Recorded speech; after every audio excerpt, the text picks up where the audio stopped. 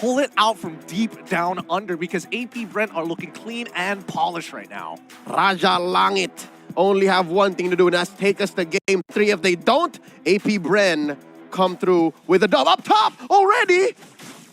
Okay. They expected this early interaction between the 2v2 up top side to make away from this, with Sans not hitting his level 4, and now Keyboy in a lot of trouble with no real way to follow up. He's holding on to the Divine Judgment, but it looks like Onic is just gonna back away. Yep, and they're looking for the pull. Boots doing well to keep it at equilibrium. Watch Few, he has the call out there, and there's the jump. Yep, and Boots, he's going to take all the damage. He's going to take all the aggression, and now this could be an opportunity as Onic moves in. TZ finds the kill on towards Boots' side. Sans tries his best to keep the rest of his team with the call altar of their own, but it's traded back and forth, and now locked down with the Divine Judgment. Few with no mana, allowing Kyrie to decimate him one chain after another for a double kill. Oh, that was an early out that AP Bren called. The remaining members, the surviving duo, Ogwin and Kyle TZ, made the call and said, you know what? Not worth it. Few, you're gonna die. Let's just cover up our losses and give it over. But there's another one! A play from Ogwin, forcing Keyboy back into a corner onto Keyboy in that mid lane. They're able to kind of apply that invisible pressure down to the bot side because CW doesn't want to die. But now Kyrie, any retribution finds, the kill instantaneously. And now he's chasing for more. Kyrie opens up the map. The Asura's aura is only going to find 2 as Super Marco is able to make it away in time. Kyle did not expect for there to be 4 members of Onic there. You don't do a 4-man Y Bush gank this early on. So that was definitely off timing, but just the same, Onic reaped the benefits. It was all for them. The surprise factor worked out. Now they're, tickling the edge of a 2K gold lead at 4 minutes. That's huge in the post-patch meta. And more importantly, it's huge because that gold is coming from CW, right? He's winning his lane, he's unlocked his lane, and now Onic Esports can up the ante. Oh, this is so good for Onic. That game 3 is looking so close. It's almost inevitable. Kyrie with the turtle pull. Flap TZ answering back. Watch Keyboy doesn't have a pull. Yeah, he's locked on. Ogwin is looking for an opportunity. He opens up the side rush, but LTZ, it's going to be a retribution battle. He's leveled down. Kyrie gets pulled away from that final slash. Oh, Bennett's range looks good, but now the call altar as they start pushing on forward and the reset. The retribution's already gone. It's too late. And now a double kill for CW. He's going to flicker forward, finds Few, and now Ogwin left all by himself with no damage to back him up in Super Marco. He's out. He's out. He doesn't want no part of this. It's those 2 words that's made the difference for Onic here in this 5-minute bout. Looking at 3-6. No contest on this second turtle of the game. You said it, Gideon. No deaths on the other side of the map. AP Bren, they're left wondering, how do we do this? The draft looks so good. I mean, I think it all comes down to how they approach these neutral objectives, right? Okay, so what? You have a couple of structures. It's not the end of the world here. AP Bren can still scale, but it will take some time. Now, for Onic Esports, on the other hand, right? Yes, they are out farming their opponents, but I think the bigger question is whether or not AP Bren, with the builds that we are seeing, okay, interesting flicker coming in from Keyboy. Doesn't find it, but still, it's that invisible pressure. Yep.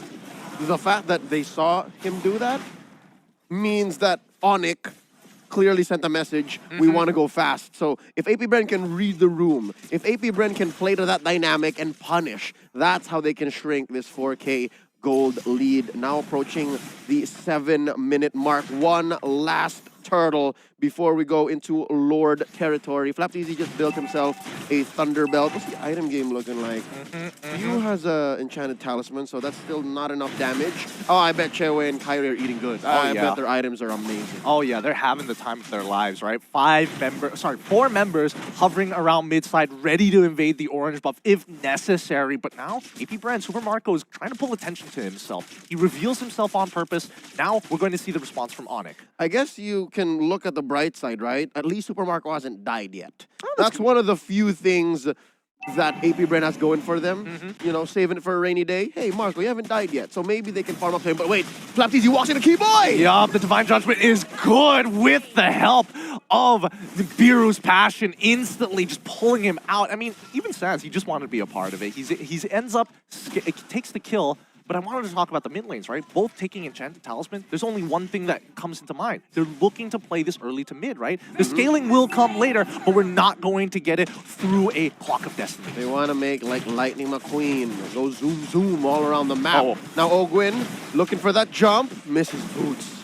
I mean, Boots is on the run. Like LaFell said, he's being really annoying. He's eventually going to fall, but look at the amount of space that Onic Esports has taken in the meantime. The entire bottom side, tier 2. Still, AP Bren, they're holding on to their tier mid 1. I reckon, and just the same. Ogren reckons he finds one! He pushed his Keyboy back into it, but oh, wait, the Asura's Aura, it almost looked good with a stolen away call to Altar. Sands is going to keep the rest of his teammates alive. Only Boots fall, trading in for Ogren. Not that bad.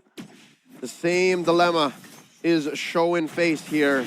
About 3-4 minutes away. There's not enough damage on the side of AP Bren. Flapteezy so close. Yup, and Super Marco comes in with a blazing duet, more than enough damage to take out CWski, and now Kyrie is out. They lose their mid turret, but now they're flickering forward to try to make the play once again. Sands, he doesn't have enough damage so far, and Kaltizi is going to punish Boots. He's on the run, but there's no way to keep up with that kind of speed.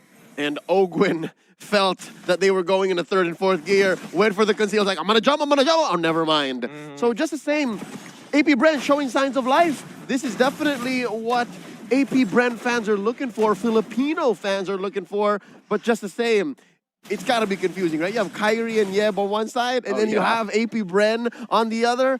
A good fight is a good fight, folks. Let's just look at it at that. 4K ahead, 9 minutes in, Lord coming up in just under 30 seconds. Now if you picked up a key item, now if you can deal damage, maybe lightning truncheon, especially if they're all clumped up together.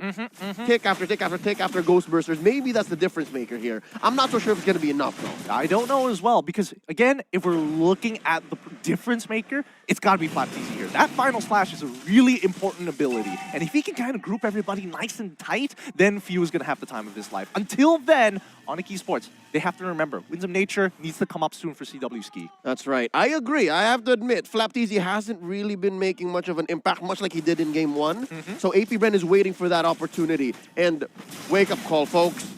Besides this quick and easy Lord that Bren had no business taking, Onic Esports have been calling the shots. All throughout this 10-minute bout, a lot of the catches, a lot of the free kills, and the surprises have come from Onic. I'm wondering when AP Bren comes on board. When is AP Bren going to go, you know what, here's the play. Let's wait for them in this bush. Where is that? I think it's going to be after this Lord defense, right? It's going to have to be around neutral objectives. That's the easiest time to kind of get Onic Esports all in one place. They open up the bottom side of the map just to get the information, try to defend their tier 2, while the Lord empowered minions and the Lord from top side will start to collapse in. Yep, so that's a well-synced wave. Up top with the Lord and down bottom via Boots.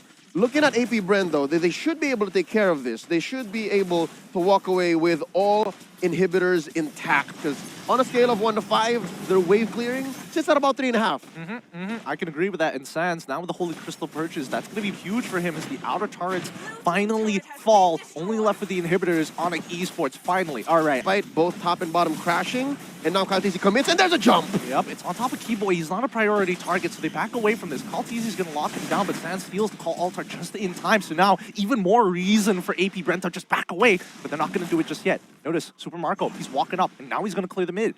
Yep, that's a lot of gold coming over to the Claude. And again, he needs this. He finally has that Wind of Nature built.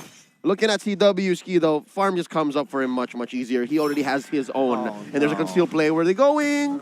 They're taking the mid rush for now, and Onic Esports, they don't mind. Take the space. You can take as much as you want. Notice that Boots has pushed out that bottom side, and Kyrie, he can take the damage as Keyboy starts walking out. Divine Judgment lands onto the right target, and now the final slash hitting all 5, and CW still alive with the Winds of Nature, unstoppable as the Decimate comes through. Ogren a little late on the call, but it's too late. Few has found CW. The Kaltizi ends up losing his life, but Kyrie gets the triple chain Decimate. Make it a 4th Maniac for Kyrie. Super Marco, the only survivor, but just the same, Onyx members are very low. They don't want to force it. They're taking their time here. They're going to take down this Lord and then go for the finish as a 5-man. But woo!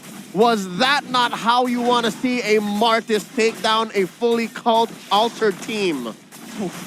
I mean, most people tend to forget that the Asura's Aura, it's annoying if it's targeted on you, but when it claps 4 people together, the amount of damage that Sands was able to pump out was unreal. Just lined them up, knocked them down. That's exactly what happened there. And look at the damage. Off of that, prior to that engagement, I'm pretty sure CW was on top. And then now, Sands said, Thank you very much. It's great to be back. I'm feeling so much better. Let me get on top of this damage leaderboard. Looking at the Lord that's going to be spawning about 5 seconds from now. It's going to be coming in through mid. 15 minutes, 15 seconds in.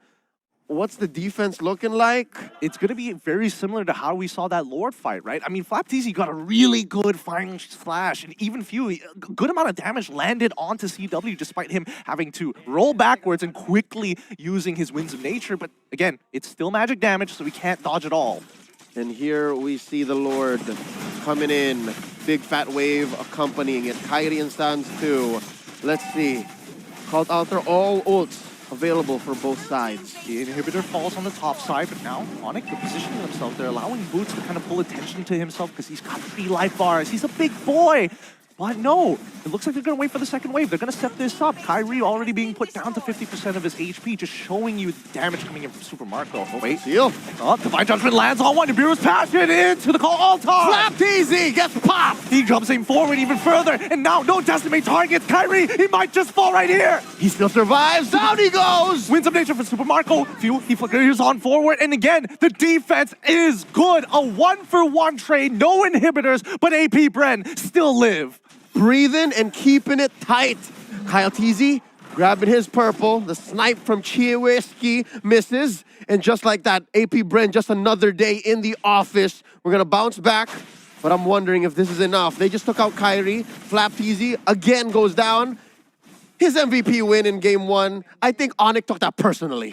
They did, but just recognize the experience coming in from both of these teams. AP Bren had a clear plan of when to fight, and even Onic Esports respecting it, right? They lost 5,000 EXP in that push itself. Not the greatest for them, but you can just see the just glory that they want to achieve, but it needs to be done cleanly, not messily. Yep. Again, I don't blame him for the fact that it wasn't as clean as the previous team fights they've been winning in the 17-minute bout, because you're already playing inside AP Bren's base.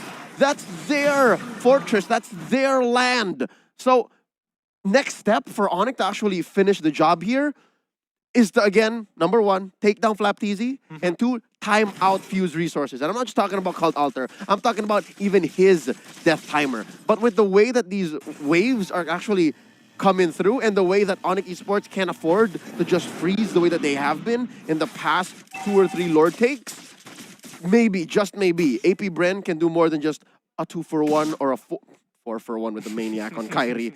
I can't believe that happened. I can't believe that happened too, but that's what you get with kill resets, man. They're really, really fun to play. But more importantly, AP Bren, they're doing it all over again. The exact same motion. They open up that mid-brush. They see Keyboy as well as Sens and spot out Kyrie all the same time. And now it's about how do you control this map, because Boots, like LaFell said, is being annoying. He is so annoying. I'm not even in this game, and I want to that Masha as he leaves a big fat wave over for Super Marco to take care of. Give him something to think about. This Lord's Dance continues though. Lord at just barely more than 50% HP. Look at Bren taking control of their purple side of the map, and Boots just continuing to do Boots things. He's just planning himself there. I have a wave for you, Bren. I have a wave for you. Come deal with it.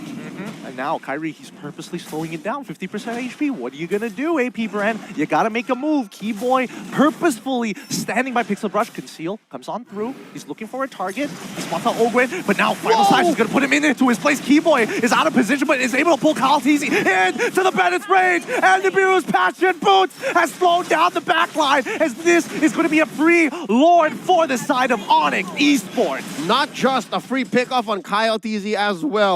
Onic have overloaded AP Bren. There was AP in there. Analysis, paralysis. There were way too many lanes, way too many factors that AP Bren had to take consideration of. And they were like, you know what? Maybe we should just deal with the waves. Few go there. But he needed to be in that fight where KyleTZ overcommitted. And at that point, it's just a little too late. Now there's this Luminous Lord marching down through mid. Unless, no, wait. This is evolved. Oh, it hurts a little more. KyleTZ's back in 5. They have to stall this out. Keyboy is going to try his best, but Boots is looking for Super Marco. He knows exactly what to do. Pushes right in into the call altar, but they're going to run.